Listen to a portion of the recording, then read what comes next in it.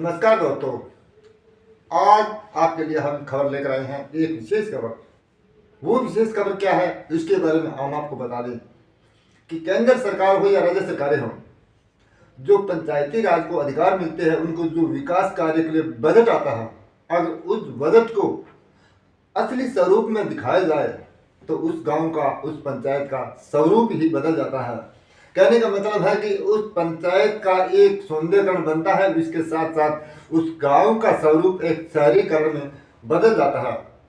तो दोस्तों, आज इसी के बारे में हम आपको हमारे खास मेहमान श्री हंसराज जी धारणिया से इसी पर मुलाकात करते हैं और उनसे जानने का प्रयास करते हैं। उनके बारे में हम आपको एक छोटी सी विशेष जानकारी साझा कर लेते हैं। साझा करने को आपको बता दें कि ग्राम पंचायत के सरपंच हंसराज जी धारणिया को 76वें गणतंत्र दिवस के मौके पर दिल्ली के अंदर उनको सम्मानित किया गया। उनका सम्मान स्वरूप मिला गांव के विकास कार्य को उस श्रेष्ठ कार्य स्वरूप देने में।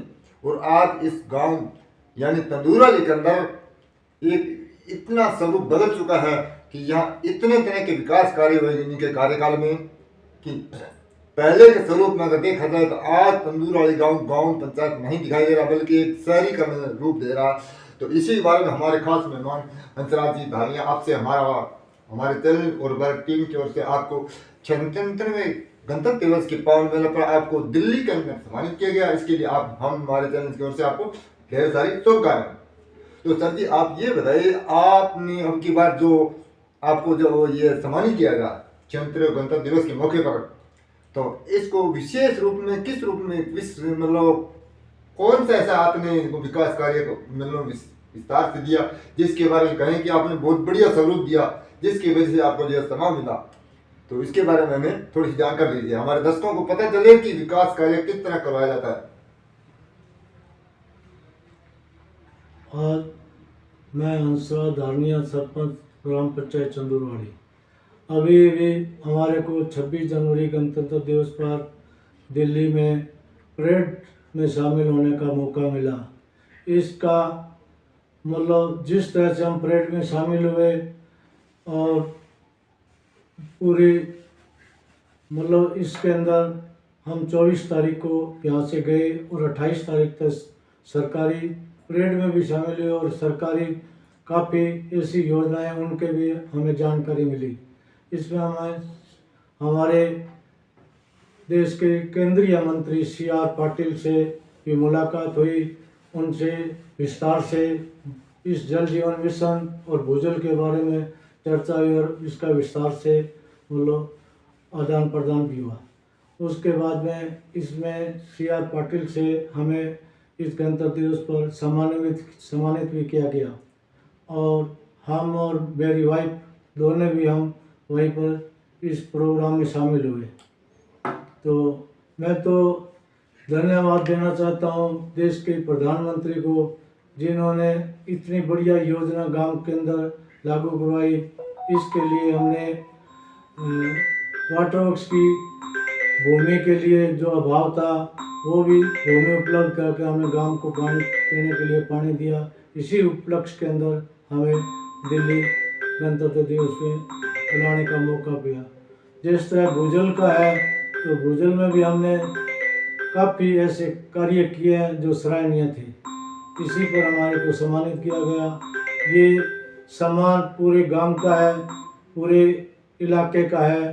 तो मैं तो कहता हूँ कि पूरा जो गांव मिलजुल कर काम करवाता है उसी से ये इतना अच्छा कार्य हुआ, इसी से आगे हम बढ़े। जय हिंद। तो सर जी, आप ये बताइए, आपके गांव पंचायत तंदूराली के अंदर आपने जो विकास करवाए है उसमें मूल कौन से हैं जिसको पहले किसी में कोई ध्यान नहीं गया हो? इसमें मूल यही है, सबसे पहले तो किसान का जो खेतों के अंदर पानी जो खाड़े थे वो उसकी हालात पक्के थे, उनकी हालात बिगड़ी हुई थी और कच्चे थे, वो भी आज काफ़ी हमने प्रयास किया है। हमने आज मेरी पंचायत के अंदर 26 मरबे खाड़ा पक्का किया है। और स्कूल का भी हालात इतना बढ़िया नहीं था, उसके लिए भी हमने पूरा प्रयास किया। आज स्कूल का अंदर मेरे ख्याल के अंदर अच्छा कार्य हुआ है और आगे भी करने की ज़रूरत बहुत है। जब तक वो भी आगे हम जितना हुआ उतना करेंगे, आने वाले भी इसी तरह कार्य करते रहें, मेरी ये भी सुझाव है सबको। और जिस तरह से गांव के अंदर, हमारे वार्ड के अंदर बैठने के लिए शेड बनवाया, स्कूल के अंदर प्रार्थना के लिए शेड बनवाया, गांव के अंदर जोड़ों को खुदवाई करवाई, और जोड़ों के अंदर जो गांव का पानी बरसात का वो पूरा गांव लबालब हो जाए, उसके लिए हार्वेस्टिंग पंप लगवाए और गांव से बाहर पानी निकासी ये भी करवाई।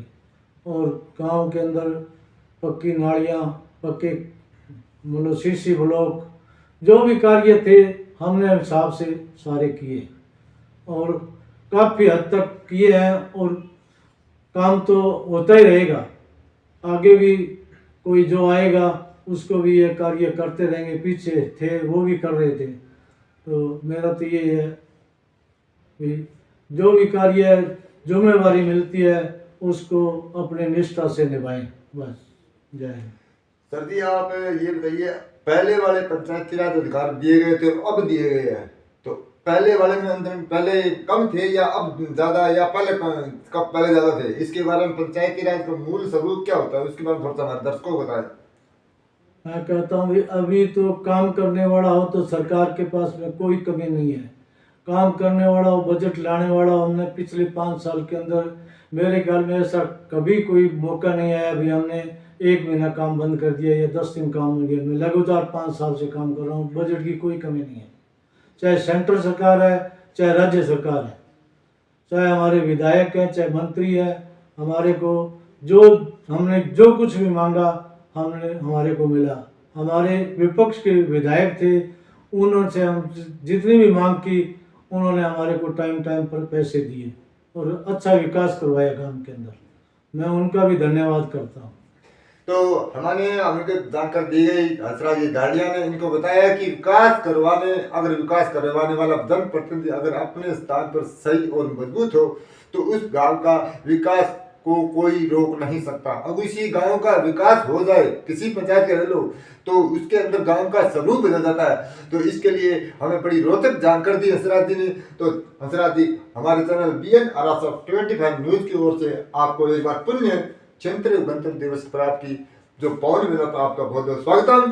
तो आपका हमें आभार रहेगा और हमारे दर्शकों का आभार रहेगा कि आपने हमें बहुत बड़े जानकारी दी। तो देखते रहिए, इसी खबर के बारे में हम दर्शकों से जानना चाहते हैं कि हंसराज जी ने आप हमें जो जानकारी दी गई है वो आपको कैसी लगी। तो आपको ये बताना है कि कमेंट बॉक्स में अपने विचार अवश्य लिखिए और हमें दीजिए इजाजत। तो बने रहिए इसी तरह हमारे चैनल पर। आगामी रिपोर्ट के लिए मैं पुथाना माटीवाल, हनुमानगढ़।